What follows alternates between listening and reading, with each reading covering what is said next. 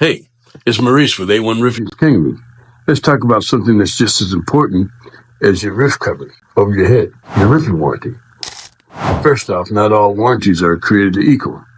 There are two main types you need to know about: your material warranty and the workmanship warranty. Material warranties cover defects in the roofing materials, while workmanship warranties cover any issues related to the installation. But here's the thing: warranties can vary very widely. Some offer coverage for 10 years, while others might go as high as 50 years. So you want to make sure that you understand the fine print, like what's covered and what's not covered, or if there's any maintenance requirements that may need to be performed. Here at A1 Roofing's KangaRoof, we stand behind our work with solid warranties and guarantees that actually give you peace of mind, and we'll actually walk you through everything so that there are no surprises down the road.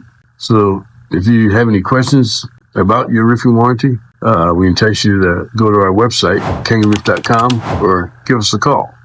We're here to help to answer any questions that you may have. And thank you.